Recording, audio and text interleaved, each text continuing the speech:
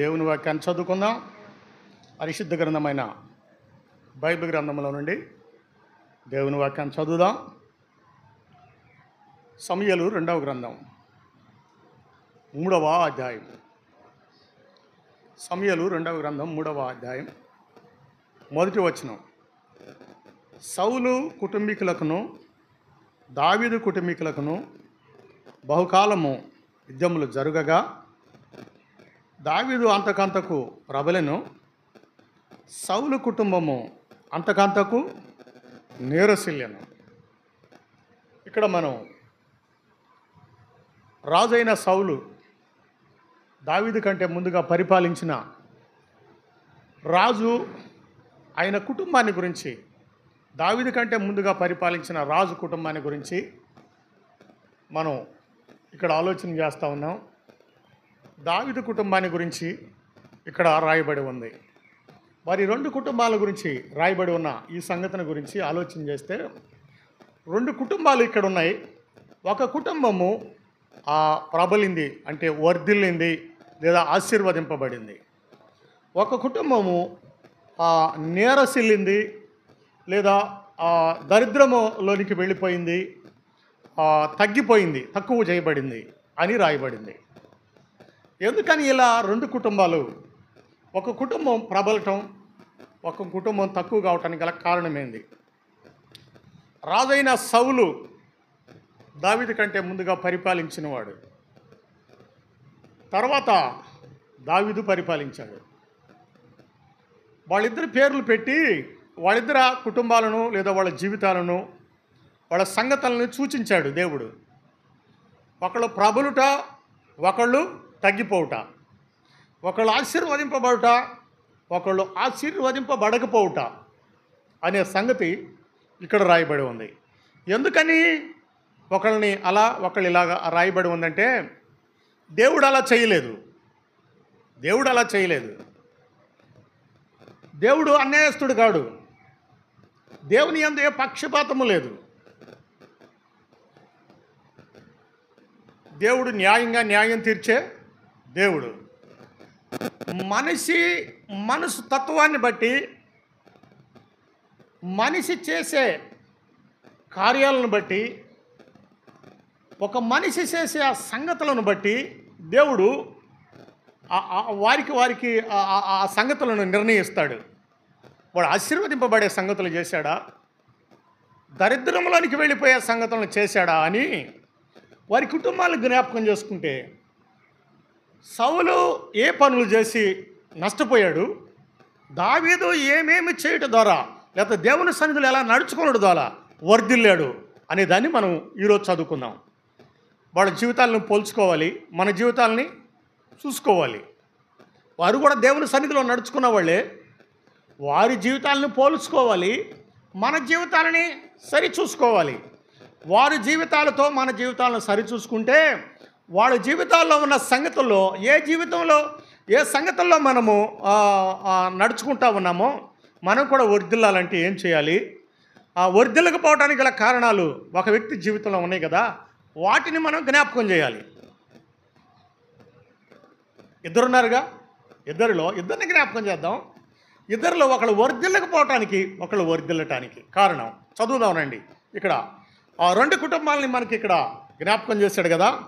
నేను దావీదు జీవితంలో జరిగిన ఒక సంగతిని నేను జ్ఞాపకం చేస్తాను. ఆయన ఎలాంటి వాడు అనే సంగతి రాజులు 2వ గ్రంథం 18వ అధ్యాయంలో ఆయన గురించిన రాయబడిన సంగతిని నేను చదువుతాను. రాజులు 2వ గ్రంథం 18వ అధ్యాయం 3వ వచనం. తన పితరుడైన దావీదు చేసినట్లు అతడు యెహోవా దృష్టికి పూర్ణముగా నీతిని అనుసరించెను. మరొక రాజు గురించి రాస్తూ, మరొక వ్యక్తి గురించి చెబుతూ, ఆ రాజు జీవిత చరిత్రను రాస్తూ ఉన్నప్పుడు దేవుడు ఏం చేశాడంటే దావీదును పోల్చాడు. దావీదు వలె నడుచుకున్నాడా లేదా అంటూ రాసేటప్పుడు దావీదుని గురించిన సంగతి ఏమని రాశాడంటే పూర్ణముగా నీతిని అనుసరించెను. దావీదు వర్ధిల్లటానికి గల కారణం ఏనండి అమ్మా ఏనండి, దావీదు వర్ధిల్లటానికి గల కారణము సంపూర్ణంగా నీతిని అనుసరించిన వాడు దేవుని సన్నిధిలో. నీతిని అనుసరించిన వాడు. యేసుక్రీస్తు ప్రభు గురించి చెప్తూ ఉంటే పిలాతు అంటాడు, యేసు ప్రభుని పిలాతు ఎదుటికి తీసుకువెళ్తారుగా, తీసుకొని వెళితే పిలాతు అంటాడు, ఈయన యందు ఏ దోషము లేదంటాడు. ఈయన యందు నేను విమర్శించాను, కానీ ఈయన యందు నాకే నేరము కనిపించలేదు. మూడవసారి అంటాడు, మరణమునకు తగినది ఏది ఈయన యందు లేదు. యేసు ప్రభు నందు మరణమునకు తగినది ఏది లేదని పిలాతు చెప్తాడు. మూడవసారి అంటాడు, ఆ నీళ్లు తెప్పించుకొని చేతులు కడుక్కొని, ఈ నీతిమంతుని రక్తం గురించి నేను ఉత్తరవాదిని కాదు. అంటే యేసుక్రీస్తు శిలువకు పంపించబడ్డాడు కానీ, పిలాతు చేత యేసు ప్రభు వారు శిలువకు పంపించబడ్డాడు కానీ ఆయన నీతిమంతుడు అని పిలాతే చెప్పాడు. అంటే దావీదులో యేసుక్రీస్తు ప్రభు లక్షణాలు ఉన్నాయి. ముందుగానే తన దేవుని లక్షణాలు, తన దేవుని నీతిని అనుసరించిన వాడు దావీదు అని మనం జ్ఞాపకం చేసుకోవడానికి ఇక్కడ వీలుంది. దేవుని నీతిని అనుసరించిన వాడు. అందువలనే ఆయన వర్ధిల్లాడు లేదా ఆశీర్వదింపబడ్డాడు అనటానికి కారణం ఉంది. మనం కీర్తన గ్రంథంలో చదువుతాం. 5 కీర్తన 12వ వచనంలో, నీతిమంతులను ఆశీర్వదించువాడవు నీవే. నీతిమంతులను ఆశీర్వదిస్తాడా దేవుడు? నీతిని అనుసరించి నువ్వు ఎప్పుడైతే నడుస్తావో అప్పుడు నీవు ఆశీర్వదింపబడతావు అని నేను మీకు జ్ఞాపకం చేస్తా ఉన్నాను. నీతిని అనుసరించితే మనం చెడిపోం. నీతి ఎప్పటికైనా ఆశీర్వదింపబడుతుంది. నీతి వర్ధిల్ల చేస్తుంది. రండి ఇంకో మాటను కూడా జ్ఞాపకం చేద్దాం. దావీదు జీవితంలో రాజులు మొదటి గ్రంథం 15వ అధ్యాయం. రాజులు మొదటి గ్రంథం 15వ అధ్యాయం. ఆ వ్యక్తి లేదా దావీదు కుటుంబం వర్ధిల్లటానికి గల కారణమేంది? ఈ మాటలు చదువుదాం. రాజులు మొదటి గ్రంథం 15వ అధ్యాయం 3వ వచనం చదువుతున్నాను. 3వ వచనం నుంచి 3వ వచనం నుండి, అతడు తన తండ్రి పూర్వము అనుసరించిన పాప మార్గములు అన్నిటిలో నడిచెను. తన పితరుడైన దావీదు హృదయము తన దేవుడైన యెహోవా యెడల యథార్థముగా ఉండినట్లు అతని హృదయము యథార్థముగా ఉండలేదు. ఒక వ్యక్తి దేవుని ఎడల యథార్థంగా నడవలేదు, కానీ దావీదైతే యథార్థంగా నడిచాడు అని ఆ వ్యక్తిని మరొక వ్యక్తిని పోల్చినప్పుడు కూడా దావీదును పోల్చి చూపించాడు. అయితే దావీదు యథార్థవంతుడు. దావీదు ఎవరిని పోలి ఈ యథార్థతను అనుసరించాడు అంటే, రండి నేను ఆ మాట మీకు జ్ఞాపకం చేస్తాను. కీర్తనల గ్రంథం 25 కీర్తన. కీర్తనల గ్రంథం 25 కీర్తన. కీర్తనల గ్రంథం 25 కీర్తన. ఎవరిని పోలి లేదా ఎవరిని జ్ఞాపకం చేసుకుంటూ ఆయన ఈ కీర్తన రాశాడో, దావీదు రాసిన కీర్తనలో దేవుని గురించి ఏం చెప్పాడో, ఆయన నా దేవుడు ఇలాంటి వాడు కనుక నేను కూడా ఇలాగ ఉండాలి అని ఆయన ఆ యథార్థతను అనుసరించినట్లుగా ఇక్కడ ఈ మాట రాయబడి ఉంది. 25 కీర్తన 8వ వచనం, యెహోవా ఉత్తముడు యథార్థవంతుడునై ఉన్నాడు. దేవుడు యథార్థవంతుడు. ఆయన కీర్తనలో రాసుకున్నాడు, నా దేవుడు యథార్థవంతుడు. కనుక ఆయన నమ్మిన దేవుడు యథార్థవంతుడు గనక ఆయన కూడా యథార్థంగా నడిచాడు. మనల్ని జ్ఞాపకం చేస్తే యేసు ప్రభు నీతిమంతుడు, మనం కూడా నీతిమంతులుగా ఉంటే మనల్ని వర్ధిల్ల చేస్తాడు. మన దేవుడు యథార్థవంతుడు, మనం కూడా యథార్థవంతులుగా ఉంటే వర్ధిల్ల చేస్తాడు. కుటిలవర్తనుడికి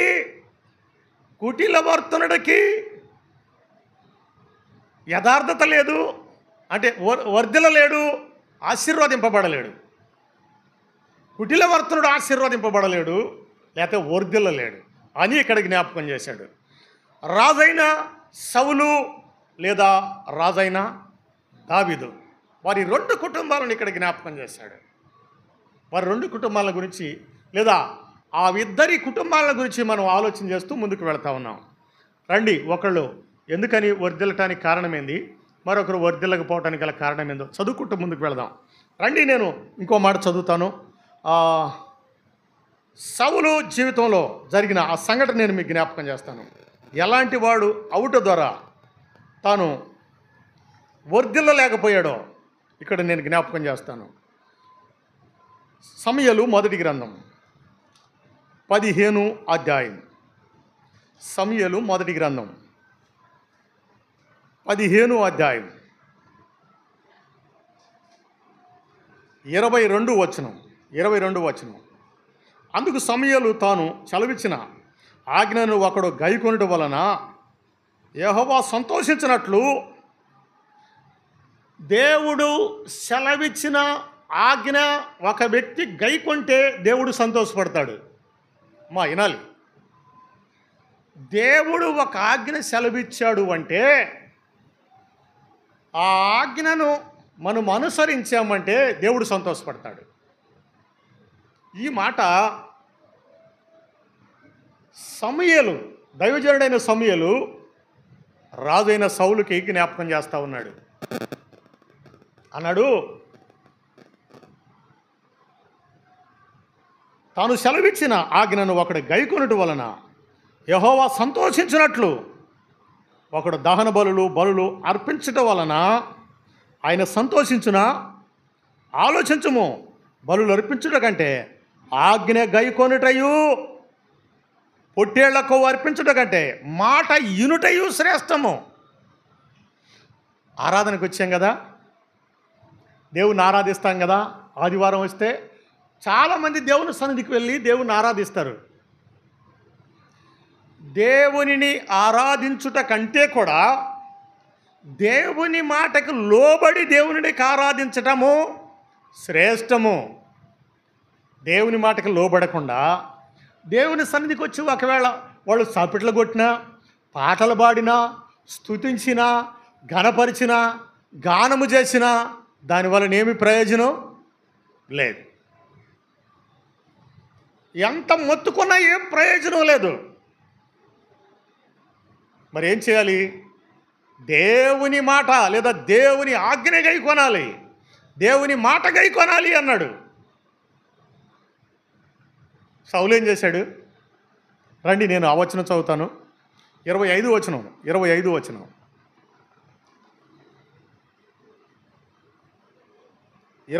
వచనం. సౌలు జనులకు జడిచి వారి మాట వినినందున నేను యెహోవా ఆజ్ఞను నీ మాటను మీరి పాపము చేసి తిని. దేవుని ఆజ్ఞను, దైవజనుని మాటను మీరి పాపము చేసి తిని. కారణం ఏంది? కుటుంబం వర్ధిల్లకు పోవటానికి గల కారణం ఏంది?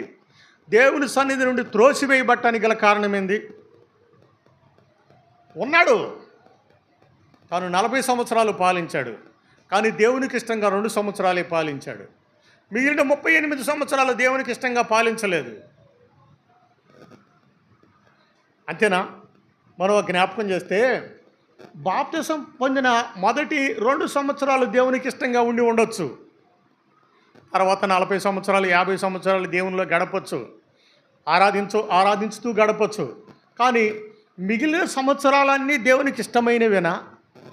ఇష్టమైనవి కాకపోతే వాళ్ళు ఒకవేళ దేవుని సన్నిధిలో అంత ప్రయోజనం ఉండదేమో. ఈ మిగిలిన అన్ని సంవత్సరాలు వృద్ధాప్యం వచ్చి భూలోకాన్ని విడిచిపెట్టి వెళ్ళిపోయేంత వరకు దేవునికి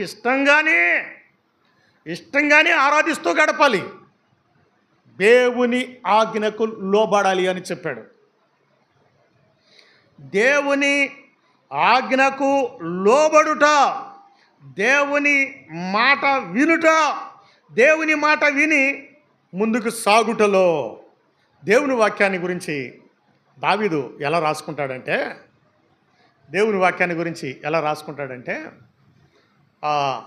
కీర్తన గ్రంథంలో ఎలాగుంటుందంటే, నీ వాక్యము నా పాదములకు దీపము, నా త్రోవకు వెలుగు. అంటే నేను నడవటానికి నీ వాక్యం చొప్పునే నేను నడుచుకుంటాను.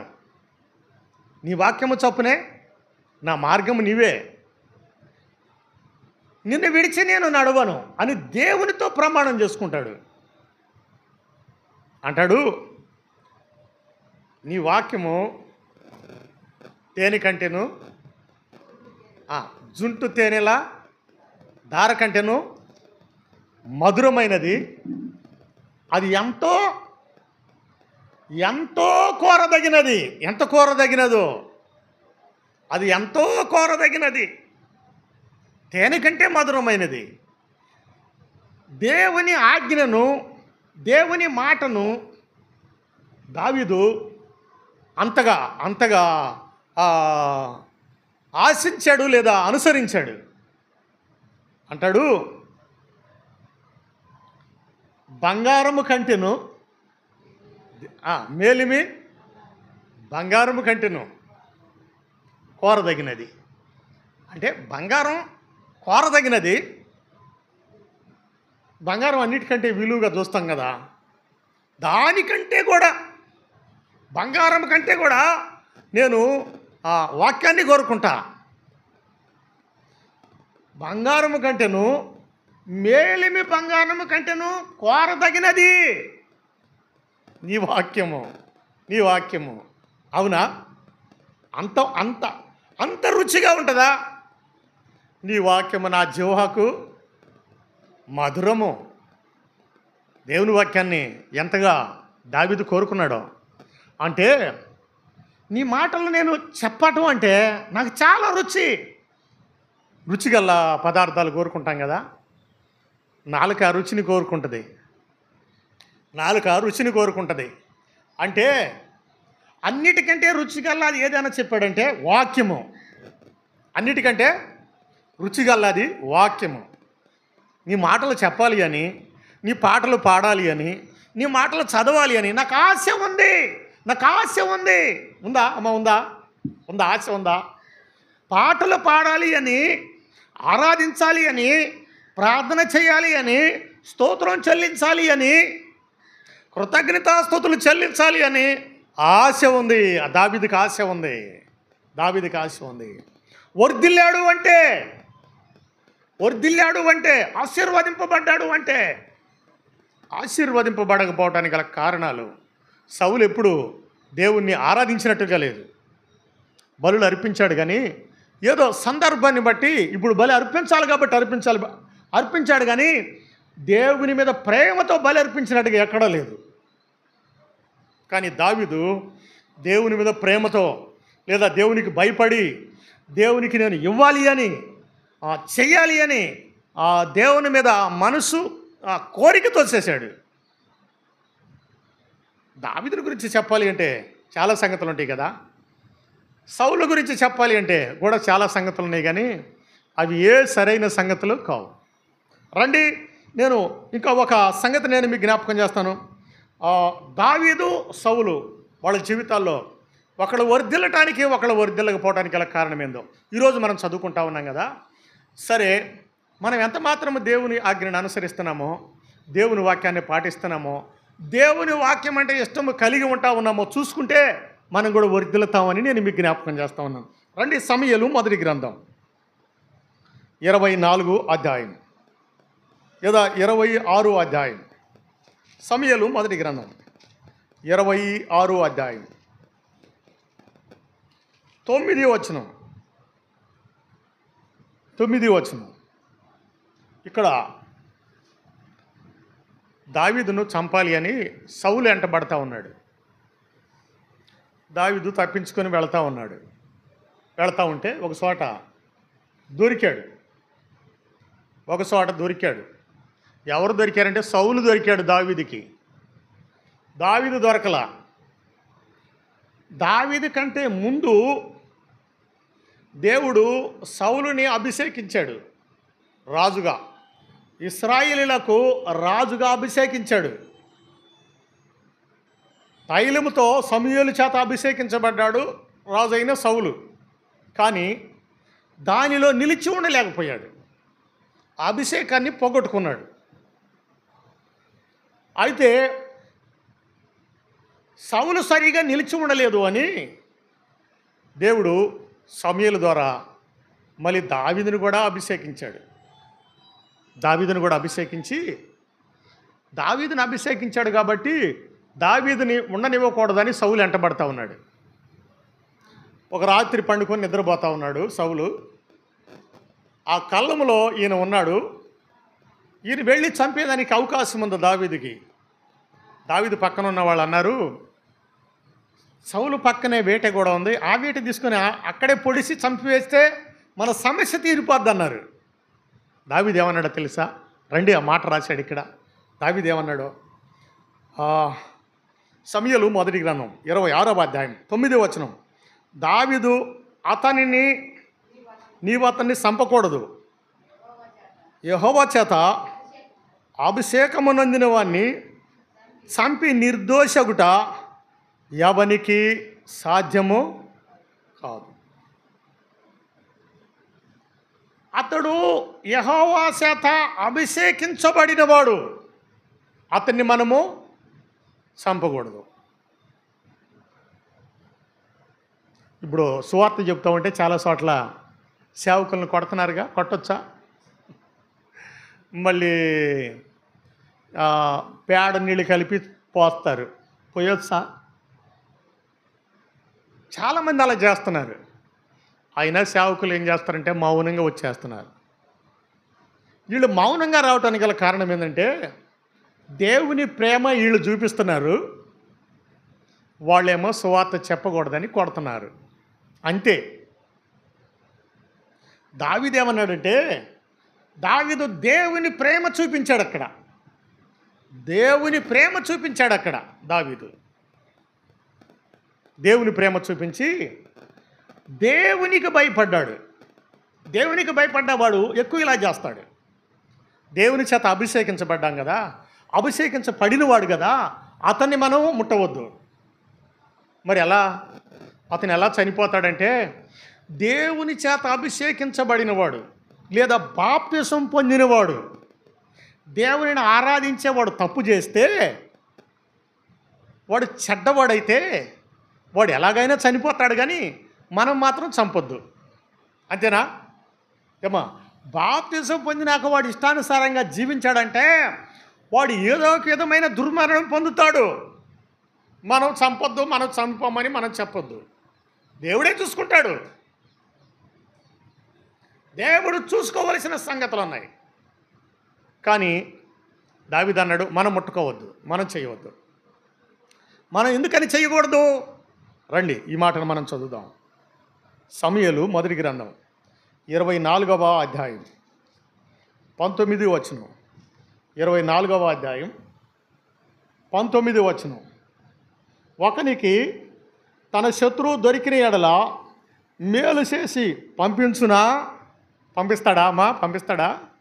శత్రువు దొరికితే, ఒక శత్రువుకి మరొక శత్రువు దొరికితే మేలు చేస్తాడా? స్నేహితుడికి మేలు చేసేవాళ్ళు లేరే ఈ రోజుల్లో. శత్రువుకు మేలు చేసేవాళ్ళు ఉన్నారా?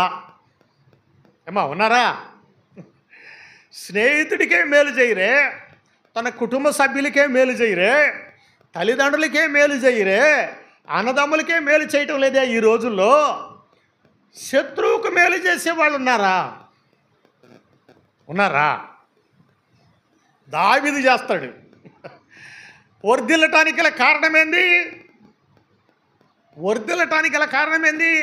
తన కుటుంబం ప్రబలటానికి గల కారణమేంటి? తన కుటుంబం ఆశీర్వదింపబడటానికి గల కారణం ఏంటి అంటే శత్రువుకు మేలు చేసేవాడు. కానీ ఇది చాలా కష్టం, చేయలేం కదా, చేయలేం. శత్రువుకు మేలు చేయాలంటే చాలా కష్టం. యేసు ప్రభు వారు చెప్పిన మాటలు, శత్రువుకి మేలు చేయి, శత్రువు కొరకు ప్రార్థన చేయి. ఏం చెప్పాడు ఆయన? మనం అంగీకరించలేని మాటలు యేసు ప్రభు వారు చెప్పిన మాటలు, దావీదు అనుసరించిన మాటలు. దావీదు అనుసరించిన అనుసరణ యేసు ప్రభు వారు చెప్పిన మాటలు, మనం అనుసరించవలసిన సంగతులు. ఇక్కడ ఉన్నాయి బైబిల్ గ్రంథంలో. రండి, నేను మీకు ఈ మాట జ్ఞాపకం చేస్తాను. మత్తయి సువార్త 5వ అధ్యాయం. మత్తయి సువార్త 5వ అధ్యాయం. ఈ విషయంలో యేసు ప్రభువారు ఏం చెప్పాడు అన్నాడు, శత్రువు దొరికాడు కదా, చంపొచ్చు కదంటే చంపకూడదు, విడిచిపెట్టాలి. శత్రువు దొరికితే మేలు చేసి మరీ విడిచిపెట్టాలి. చేస్తామా? మేలు చేస్తామా? ఏమంటున్నాడు యేసు ప్రభువారు? ఏమంటున్నాడు? రండి, మత్తయి సువార్త 5వ అధ్యాయం 43, 44 వచనాలు. నీ పొరుగువారిని ప్రేమించి నీ శత్రువును ద్వేషించుమని చెప్పబడిన మాట మీరు విన్నారు కదా. నేను మీతో చెప్పినదేమనగా, మీరు పరలోకమందున్న మీ తండ్రికి కుమారులై ఉన్నట్లు మీ శత్రువులను ప్రేమించుడి, మిమ్మల్ని హింసించు వారి కొరకు ప్రార్థన చేయుడి. మీ శత్రువులను ఏం చేయాలా? ప్రేమించండి, మిమ్మల్ని హింసించే వారి కొరకు ప్రార్థన చేయండి. జరిగే మాటనా ఇది? దావీదు జరిగించాడు, వర్ధిల్లాడు. వర్ధిల్లాలి అంటే, ఆశీర్వదింపబడాలి అంటే, నేటి క్రైస్తవులు ఆశీర్వదింపబడకపోవడానికి గల కారణం ఏంటి అంటే, మేము కూడా యేసు ప్రభువుని నమ్ముకున్నామయ్యా, దేవుడు మమ్మల్ని చూడటం లేదు. చూడకపోవడానికి గల కారణం ఏంది? యేసు ప్రభువుని నమ్ముకొని ఛానల్ అయిందయ్యా, చర్చికి వెళ్తాం, ప్రార్థనకి వెళ్ళేవాళ్ళమే, రోజు ప్రార్థన చేస్తున్నామయ్యా, దేవుడు మమ్మల్ని ఏం చూడటం లేదు. చూడకపోవటానికి గల కారణం ఏంది అంటే, దేవుడు చెప్పిన మాటని వినకుండా, దేవుడు చెప్పింది నువ్వు చేయకుండా, దేవుడు చూడటం లేదు అంటే ఎలా? ఏం చేయాలన్నాడు? ఎలా మేలు చేయాలన్నాడు శత్రువుకి?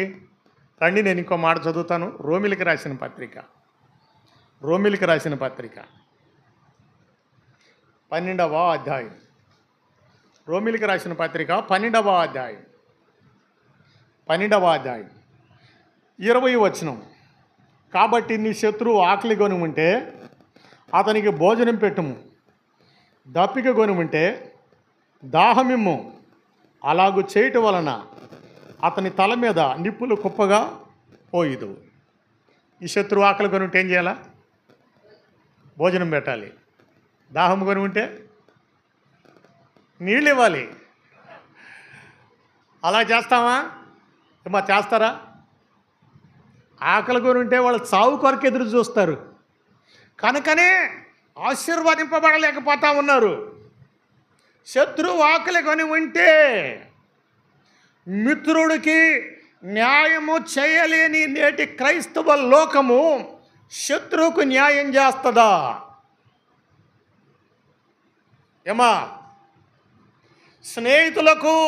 స్నేహితులని ప్రేమించలేని నేటి కాలపు క్రైస్తవులు శత్రువులని ప్రేమిస్తారా? ఎలా వర్ధిల్లుతారు మరి? వర్ధిల్లాలని అందరికీ ఉంది కదా. వర్ధిల్లాలని అందరికీ ఉంది. దేవుడు నన్ను కూడా వర్ధిల్ల చేస్తే బాగుండు అని అందరికీ ఉంది, ఆశ ఉంది, వర్ధిల్లాలని ఆశ ఉంది. సౌలు వర్ధిల్లకపోవడానికి గల కారణం ఏంది? దావీదు ఇలా చేశాడు కదా. మరి సౌలు ఏం చేశాడు? రండి, ఆ మాట చదువుకుందాం. సమూయేలు మొదటి గ్రంథం 22వ అధ్యాయం. ఇరవై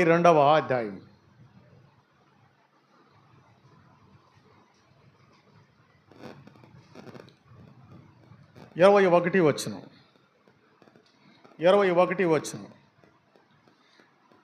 సౌలు యెహోవా యాజకులను చంపిన సంగతి దావీదునకు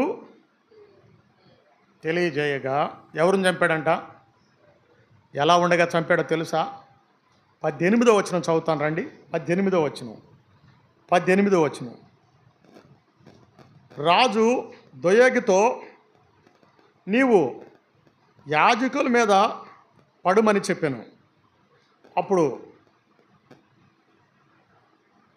ఎదోమీయుడైన దోయేగు యాజకుల మీద పడి ఎప్పోదు ధరించుకొనిన ఎనుబది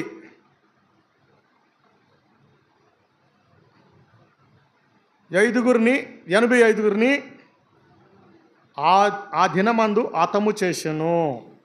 85 మంది యాజకులను ఎపోదు ధరించుకొని ఉండగానే, అంటే దేవుని సేవ చేయటానికి ఎపోదు అనే ఒక అంగీ ధరించుకొని ఉంటారు వాళ్ళు.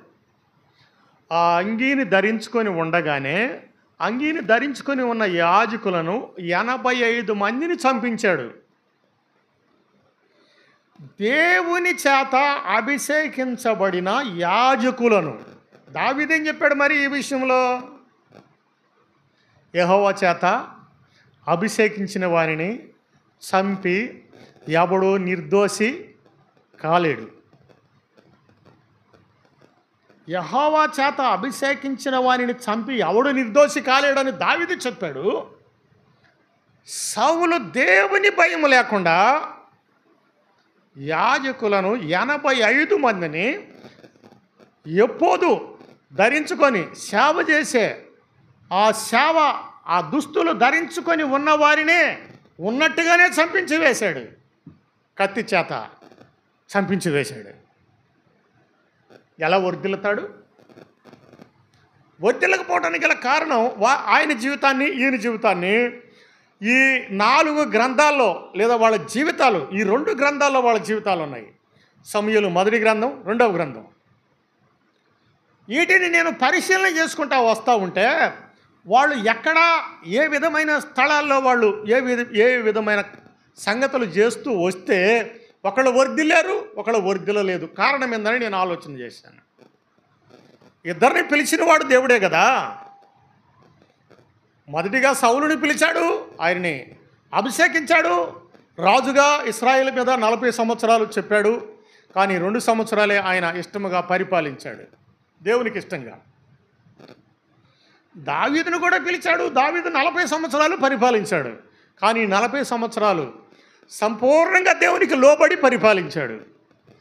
ఎందుకని? ఆయన కుటుంబం వర్ధిల్లింది అని నేను ఇక్కడ జ్ఞాపకం చేస్తూ ఉన్నాను. రండి, కీర్తన గ్రంథం 105 కీర్తన. ఇక్కడ నేను మీకు జ్ఞాపకం చేస్తాను. ఏమంటా ఉన్నాడు దేవుడు? అభిషేకించిన వారిని గురించి, దేవుడు అభిషేకించిన వారిని గురించి ఏమంటా ఉన్నాడు దేవుడు? ఇక్కడ నేను మీకు జ్ఞాపకం చేస్తాను. రండి, ఎలా అంటా ఉన్నాడంటే,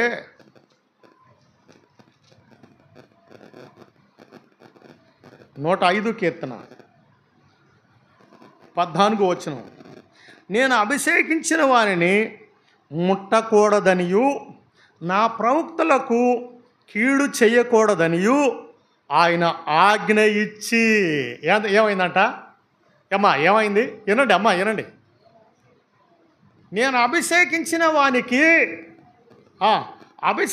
వానిని ముట్టకూడదనియు, నా ప్రవక్తలకు కీడు చేయకూడదనియు ఆయన ఆజ్ఞ ఇచ్చాడు. ఇచ్చాడా? ఇచ్చాడా? ఆ దేవుని సేవకులంటే, లేదా యేసు ప్రభువును నమ్మిన వాళ్ళంటే ఈ లోకం ఎలా చూస్తుంది? ఈ లోకం ఎలా చూస్తుంది? దూషిస్తుందా? తేలిగ్గా మాట్లాడుతుందా? దూషిస్తుందా? తక్కువ చేసి మాట్లాడుతుందా? ఆ దేవుడే చెప్పాడు మరి, నేను అభిషేకించాను, నా ప్రవక్తలుగా పిలిచాను, వారిని నీవు ఇలా చేయటానికి వీల్లేదు. ఇంకో మాట ఏం చెప్పాడు? రండి, నేను ఆ మాట కూడా జ్ఞాపకం చేస్తాను. జకరియా గ్రంథం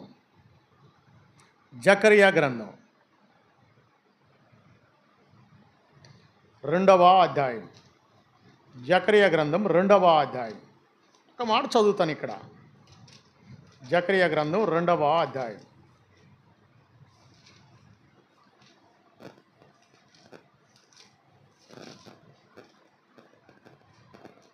రెండవ అధ్యాయం 8వ వచనం. 8వ వచనం. సైన్యములకు అధిపత్యగు యెహోవా సెలవిచ్చినది ఏమనగా, మిమ్మును ముట్టినవాడు తన కనిగుడ్డును ముట్టినవాడని ఎంచి తనకు ఘనత తెచ్చుకొన తలంచి. ఏమంటాడు? మిమ్మును ముట్టినవాడు తన కనిగుడ్డును కంటి గుడ్డు పైన చేయి పెడుతుంటే ఊరుకుంటామా? ఇలాగే చూస్తాం, ఊరుకాం కదా, ఊరుకోలేం కదా. గబక్కన చేయి అడ్డం పెట్టుకుంటాం, చెయ్యి నెట్టి వేస్తాం, ఏదైనా తగలకుండా ఆ కనిగుడ్డుని కాపాడుకుంటాం. దేవుడు అన్నాడు, ఒక వ్యక్తి తన కనిగుడ్డుని ఎలా కాపాడుకుంటాడో అలా మిమ్మల్ని కాపాడుతాను నేను. దేవుడు కాపాడగల సమర్థుడని తెలిసి కూడా దేవుని మీద ఆధారపడకపోతే దేవుడు నిన్ను ఎందుకు కాపాడతాడు? దేవుని మీద ఆధారపడాలి, ప్రతి విషయంలో దేవుని మీద ఆధారపడాలి. అందుకని అన్నాడు, దేవుని మీద ఆధారపడకుండా తన సొంతం మీద ఆధారపడితే నువ్వు వర్ధిల్లలేవు.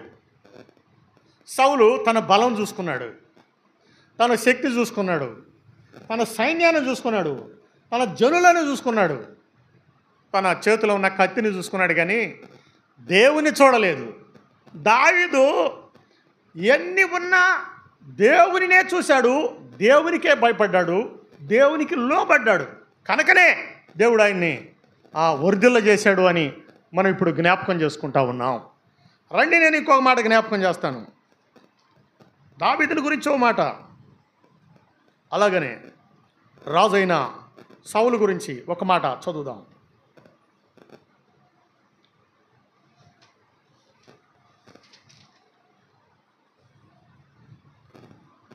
సమూయేలు 2వ గ్రంథం 7వ అధ్యాయం 1-2 వచనాలు చదువుదాం. 1-2 వచనాలు, 7వ అధ్యాయం 1-2 వచనాలు. 2 వచనం చదువుదాం. 2 వచనం, నేను దేవదారు మ్రాణులతో కట్టిన నగరయందు నివాసము చేయుచుండగా దేవుని మందసము డేరాలో నిలిచి ఉంది అనగా అన్నాడు. దావీదు ఆలోచన ఏంది? నేను ఎక్కడున్నాను? దేవదారు మ్రాణులతో కట్టిన నగరంలో ఉంటున్నాను, కానీ నా దేవుని మందసం ఎక్కడుంది? ఆ తెర్రలతో వేసిన గుడారంలో ఉంది. కానీ దేవుడు నాకంటే గొప్పవాడు కదా, ఆయన నాకంటే ఒక గొప్ప మందిరములో ఉండాలి కదా. మరి నేను తక్కువవాడిని, ఆ గొప్ప ఇంటిలో ఉంటున్నాను, ఆయనేమో గొప్పవాడు, నేను తెరలు ఉన్న దానిలో ఉంచుతున్నాను. అది నాకు తగదు, నేను ఏదైనా ఒక పెద్ద మందిరం కట్టాలి ఆయన కోసం అని తన మనసులో ఆలోచన చేసి తన దేవుని గొప్పతనాన్ని గురించిన ఆలోచన చేశాడు. దేవుడు ఉన్నాడు అని నమ్మినవాడు, దేవుని గురించిన ఆలోచన కలిగినవాడు. అయితే సౌలు, రాజైన సౌలు గురించి నేను మరొక మాట జ్ఞాపకం చేస్తాను. దినవృత్తాంతాలు 1వ గ్రంథం. దేవునికి ఎలా దూరం అయ్యాడో, దేవునికి దూరమైన వాడు ఎలాగ చనిపోయాడో, ఈ మాట నేను జ్ఞాపకం చేసి ముగిస్తాను. దినవృత్తాంతాలు 1వ గ్రంథం 10వ అధ్యాయం 13వ వచనం. ఈ ప్రకారము యెహోవా ఆజ్ఞ గైకొనక ఆయన దృష్టి ఎదుట ద్రోహము చేసినందుకు యెహోవా యొద్ద విచారణ చేయక కర్ణపిశాచముల యొద్ద విచారణ చేయు దానిని వెతికినందుకు సౌలు హతమాయెను. ఏం చేశాడంటే దేవుని విడిచిపెట్టాడు. దేవుని విడిచిపెట్టి దేవుని యొద్ద విచారణ చేయకుండా మంత్రప్రయోగాల కోసం వెళ్ళాడు.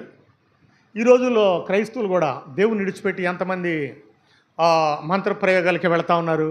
ఏమ్మా, వెళ్తున్నారా? అంతరాలు కట్టించుకునేవాళ్ళు, మంత్రాలు పెట్టుకునేవాళ్ళు, ఇళ్ళ వాస్తులు చూసుకునేవాళ్ళు, పొయ్యి గది ఎక్కడ ఉండాలని చూసుకునేవాళ్ళు, నీళ్ళ గది ఎక్కడ ఉండాలని చూసుకునేవాళ్ళు. అంటే దేవుని కంటే లోక సంబంధమైన వాటిని ఎక్కువగా ఆలోచన చేయటం ద్వారా దేవునికి దూరమై వర్ధిల్లలేకపోతా ఉన్నారని నేను మీకు జ్ఞాపకం చేస్తున్నాను. వర్ధిల్లలేకపోవడానికి దావీదు మనసు ఎక్కడుంది? ఆయన ఆ దేవదారు మ్రాణులతో కట్టిన నగరిలో ఉన్నాడు, కానీ ఆయన మనసు ఎక్కడుందంటే నా దేవుని మందస్సం ఎక్కడుంది? గుడారంలో ఉంది. ఆయన ఆలోచన అక్కడుంది. ఆయనేమో నగరిలో ఉన్నాడు, మంచి గొప్ప రాజుగారి కోటలో ఉన్నాడు. కానీ ఆయన మనసు దేవుని మందసం దగ్గర ఉంది. సౌలు దేవునిని మర్చిపోయి, దేవుని విడిచిపోయి మంత్రప్రయోగాల కాడకి వెళ్ళాడు. ఇందువలన వర్ధిల్లటానికి గల కారణమైంది.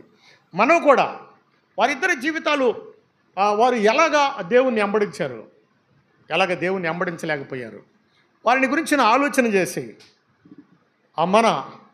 మనం కూడా సరిగ్గా దేవుని వెంబడించి వర్ధిల్లటానికి లేదా ఆశీర్వదింపబడటానికి గల కారణమవుతుందని యేసుక్రీస్తు ప్రభు వారి పేరటి ఈ మాటలు మనం చేస్తూ ముగిస్తూ ఉన్నాను. ప్రార్థన చేద్దాం.